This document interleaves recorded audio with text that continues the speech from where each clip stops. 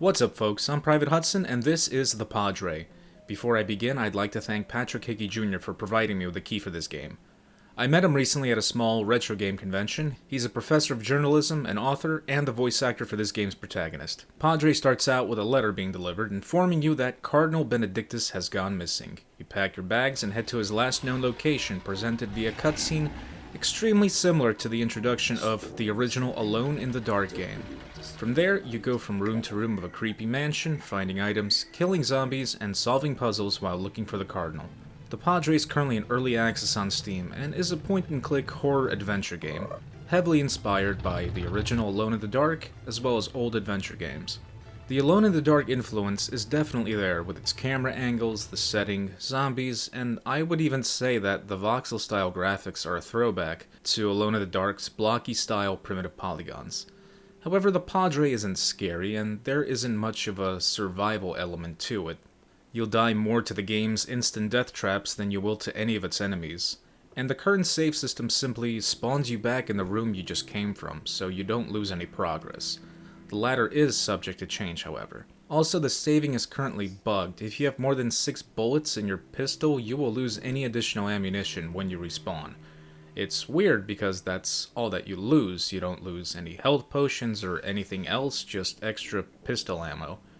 Enemies also respawn randomly as you leave and re-enter rooms, and when you kill them they have a chance of dropping additional ammo or health potions, so it's pretty easy to stock up on both. Unlike the tank controls of Alone in the Dark, the Padre goes for a point-and-click interface, which in my opinion is unfortunate. Pat told me the developers would like to port this game to iOS and Android. The point-and-click interface makes sense for that platform, as it easily transitions to touch controls.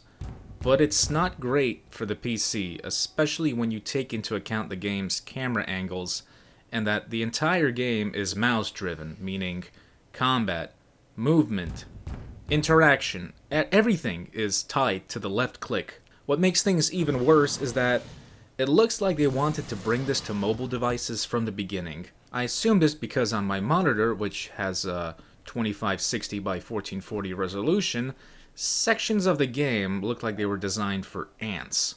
Rooms are rarely full screen and tend to be zoomed out, which makes item searching and combat all the more annoying.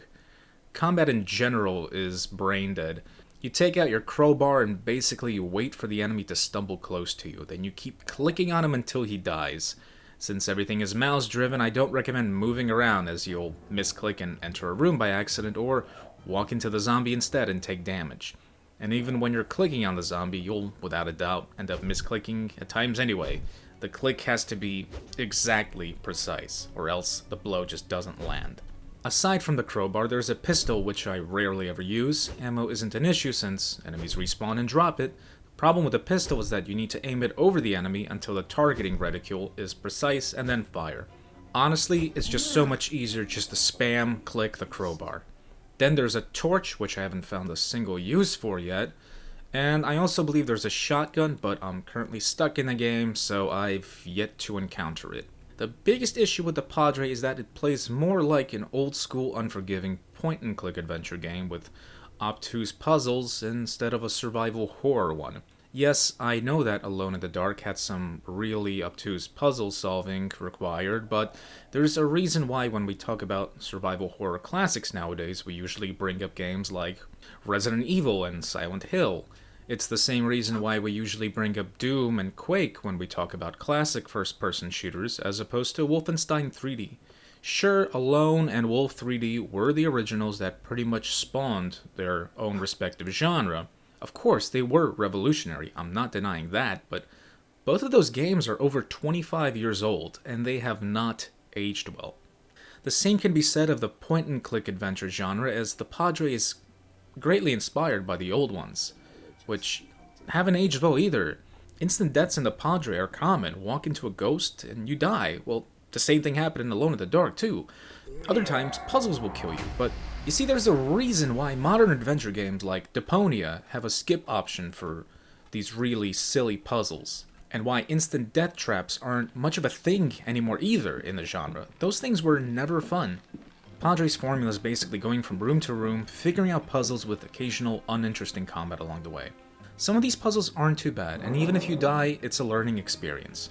It's like when Alone in the Dark starts, you're in the attic of a mansion, and while you can run around doing whatever, about a minute in, a zombie chicken ambushes you from the window, and a zombie comes up through the trap door, and you're basically dead. There's little chance that you're going to survive that encounter. So how to get past that? You learn to experiment, you mess around with the environment, and you find out that you can block the trap door with a chest, and block the window with a wardrobe. Padre has simple puzzles like these, and when it has these kinds of puzzles, they're easy and satisfying to figure out, just through simple trial and error. However, there are some really, really annoying puzzles that halt your progress completely. The first one that I encountered was when I had to get some key out of a carpet. My girlfriend and I, we spent about a half hour trying to get this one solved before I just said fuck it and turned the game off. I ended up waking up the next day at around 6 or 7 in the morning and somehow solved it in about 30 seconds. I don't know, my brain just clicked. The next pain in the ass puzzle that we came across was this clock. I look at the clock, I get killed for looking at it. I can't do anything with the clock, I can't change anything. Alright, so I go around looking at stuff, picking up stuff. Okay, I find a watch. Okay, clock deals with time, watch deals with time. Let's put the 2 and 2 together. I try to use it on the clock. Okay, I can move one of the hands now, a little bit. I end up dying anyway. I eventually went on over to the Steam forums, where I found another player struggling with the same puzzle. The developer tells him that he actually needs 2 items to solve this puzzle. Meanwhile, I'm playing this game, and the game doesn't tell me jack shit. It doesn't even tell me that I needed the watch to fucking begin with. I eventually find the second item. I solve the puzzle, but nothing happens. I don't get any item out of it. I don't unlock any door. Literally nothing happens. I run around for 30 minutes like a headless chicken, double checking every single room that I've already been in. I double check everything, and there's absolutely nothing new. All the locked doors are still locked. I still have a key that I can't use it on anything. And as far as I know, the next puzzle is to recreate the murder of a cop that I need a shotgun for, but I can't find shit anywhere. Is my game bugged? I don't know. Is it? Was the clock supposed to drop something? Was the clock supposed to unlock a door? I don't know. And that's what makes this an extremely frustrating experience. You see, I don't like games with hand-holding, but at the same time, I don't like games where there's absolutely no guidance whatsoever. Another thing that I don't like is the really cringe attempts at humor. The Padre has a brilliant, creepy, and unsettling atmosphere. It's got a wonderful soundtrack.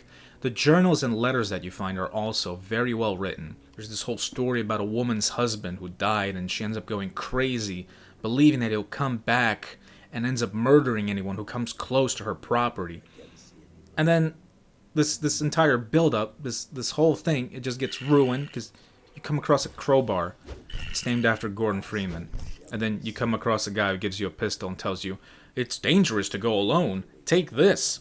I mean, you just have this interesting and powerful setup that gets ruined by these unnecessary and unfunny references that have already been done to death a million times before. They're not needed here. I'm about 3.5 hours into the Padre. From what I've seen, this game is being released in parts, and only the first third is currently available, which is around 4 to 6 hours long.